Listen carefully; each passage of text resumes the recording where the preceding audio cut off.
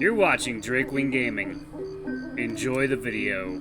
Hey guys and gals, Nary here for Drakewing Gaming. It's 70 minutes of the gaming drag today. I'm coming back at you to the Let's Play episode of Homecoming, Torihiko's Path. So y'all, before we jump into it, just wanted to let y'all know that our Patreon is now up for as little as $5. Y'all can help support the channel, get some awesome rewards like permanent access to our community Discord server and full access to upcoming not safe for work videos. Anyway, y'all, let's go ahead and jump right back in. Alarm chain, you were up, and let's go. Let's see, which one were we on? Say in August. Weird. We can do this. Which one? Oh yeah, November 24th. That's the one. Okay. Alright. I regret my decision to fill the fight is hard to pass up. Let's see, to be honest, he does have a point, but at the same time, where were we? Just stay behind me. Until you're... Alright, let's see. I understand what Shin is worried about, but I'm starting to get the hang of this. I've got this. How tough can it really be? Shin's frown returns and he shakes his head.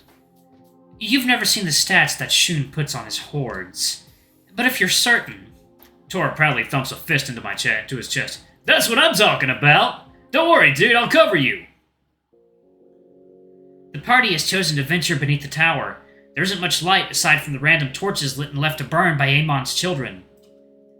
So, we'll be lost within 5 minutes. Tatsuki cringes as he says what's on his mind. Torihiko frowns and nods.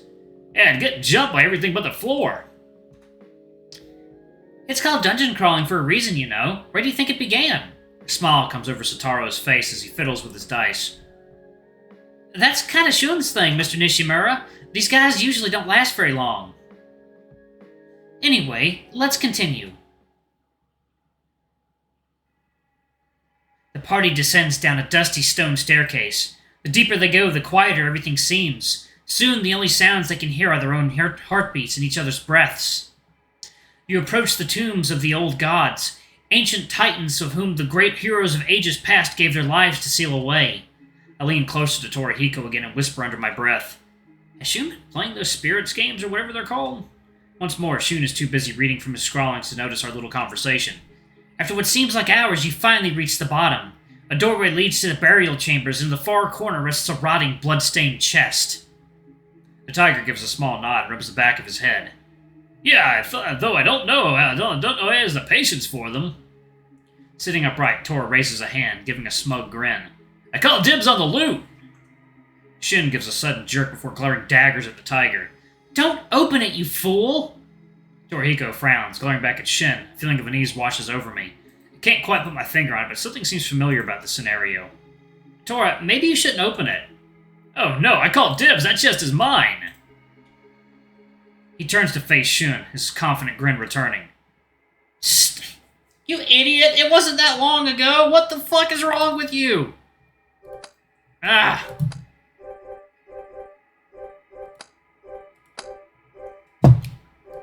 Stupid! I'm opening the chest, Pipsqueak! Ha! I can see the narrowed eyes from the little wolf, but rather than get angry, a wide grin comes to his face. Shun wags his tail, eyes gleaming mischievously. I suddenly realize exactly what is about to happen. Wait.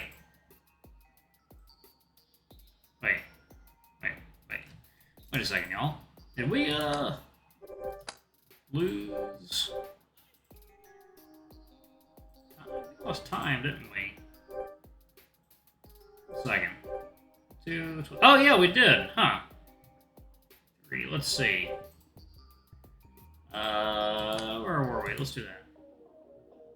No, there's notebook. Okay. Oh, okay, yes. Okay. Sorry, y'all. We're in the right spot now. That's not enough to deal any damage. Your attack bounces off Amon harmlessly. Torihiko picks up his dice and glances over at Shun. A roll of cleave! Shaking the dice, the tiger releases it, watching as it rebounds off the side of his notebook, hitting his half-empty cup of soda before coming to a rest. 18! Ah! Arashi manages to cut one of Amon's toes to the bone. Another primal shriek erupts from its razor-sharp beak. Torihiko gives a satisfied laugh, puffing out his chest. Next time I'll take his entire foot! Satoru, it's your move! Satoru nods, thinking for a moment, although his confident smile remains on his face. Got it! I attack with Fire Surge! He picks up his dice and rolls it.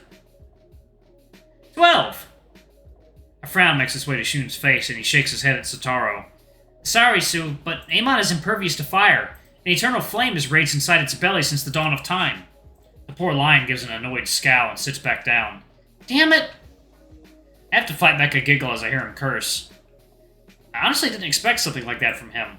Tatsuki reaches over and places a comforting hand on the lion's shoulder before reaching down for his dice. I'll use volley shot! He gives his dice a quick shake, rolling it 3 times. 2! Oh god.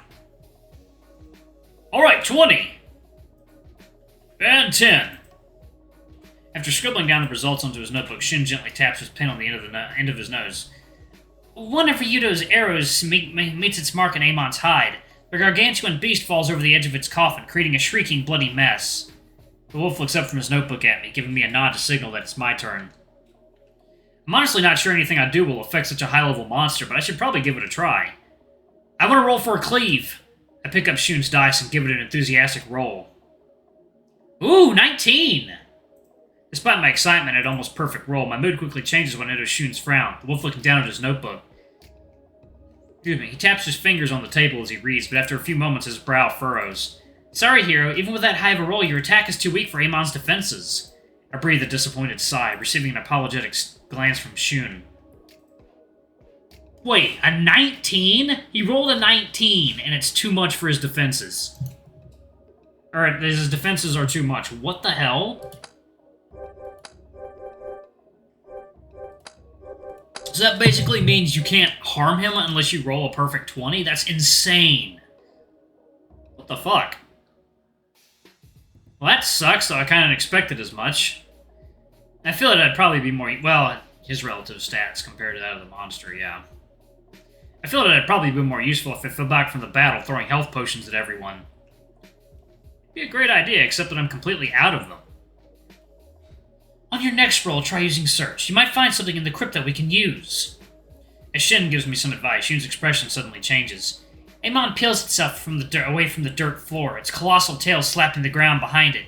Bits of gore shoot toward the party. The beast's gnarled beak clicks once and opens, the stench of sulfur permeating the air. Amon beginning to heave. The wolf scoops up his dice and rolls. Upon seeing his result, a 13, his brow raises. Shin frowns at Shun and clicks his tongue. Oh, that's not good. Forget searching for anything, Hiroyuki. Just roll to retreat. Confusion fills me as I look back over at Shin. Huh? Well, what's he going to do? The cat glances at me, giving a shake of his head. He's charging up some kind of magic. It's a fire spell for sure. Do you remember how my own fire spell didn't work? Shin's ears perk up as Satoru speaks up, turning to face the lion. A fire elemental. You're thinking of combating it with ice, aren't you? A confident smile coming to his face, Satoru shakes his head. I got something even better. I just need you to get it bleeding. Shin purses his lips as if wanting to ask more about the plan, but instead taps his fingers once on his notebook before taking up his dice. I'll roll for gutting slice, please. He rolls the dice, his tail flicking around behind him. 16. Shun adjusts his glasses again, and I begin to sympathize with what he said earlier. Maybe context would be easier. He scribbles some notes down, before glancing around at everyone. Amon will now lose 20 points of health each turn for the duration of the battle. Torihiko quickly snatches up his dice, eager for his turn. Alright, I'm going to... Wait. Alright, I'm going to... Wait! We all jump as Satoru suddenly calls out. He holds out his notebook excitedly. You should roll for this, Mr. Ushima. The lion flicks a few pages of his notebook before sliding it down the table for Toru to read. I can see him mouthing the words on the paper, but the expression on his face tells me he's unsure of them. Is this a real thing? I've never heard of a warrior skills using magic points. There you go. Water time.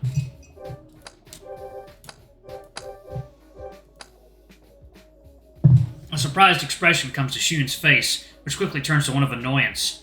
Hold on, what? Satoru nods, looking over in Shun's direction, his tail excitedly flicking behind him. It's called a Mage Smasher. It's something I came up with a year or two ago. Basically, a warrior-type character can use it to stop a magic user from casting for one turn, in exchange for all their magic points. I must admit, it sounds like a pretty cool idea, though judging from Shun's annoyed frown, he doesn't seem to think so. But that would completely break the game. Everyone would just keep throwing elixirs at Torihiko. Raising his hands up in front of him, the lion shakes his head. No, it only targets one enemy at a time. Shun gives a deep sigh, shaking his own head in disagreement. Any boss character based around magic will just immediately go into the trash. Shin continues tapping on his notebook, but stares up at Sotaro. I will have to agree with Shun. I'm not sure I'd like how the game would have to be rebalanced. A slight smile comes to Torihiko's otherwise uncertain expression, and he gently rubs the back of his head. I don't know, guys. This could be cool. But what if I could only use it once a session? Suddenly, he stares over at me. Any trace of his look of uncertainty is gone, replaced with his usual warm smile. What do you think, hero? You're the guest of honor, after all. I gulp as the other four shift their glances toward me. All I can see is expectation.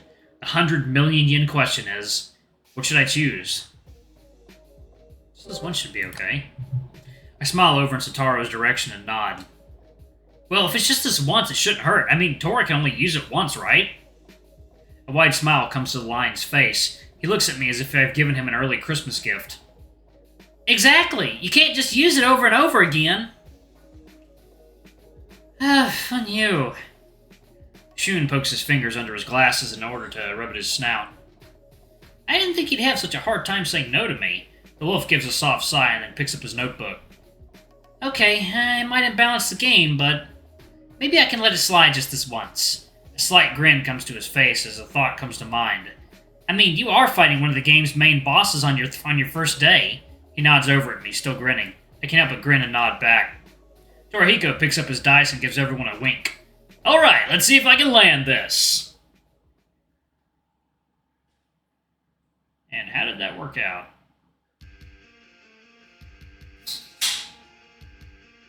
Amon's body lurches once more as it launches flames from its mouth. Shun reaches for his dice as Tatsuki claps his hands together in prayer. Please, please, please! 18!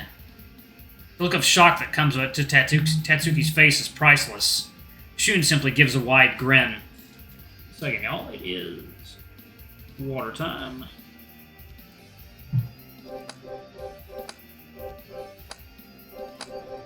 Wrong file. There we go. The flames engulf Ryudo, burning his body to ashes in mere seconds. Tatsuki gives Torihiko a pleading look. Avenge me!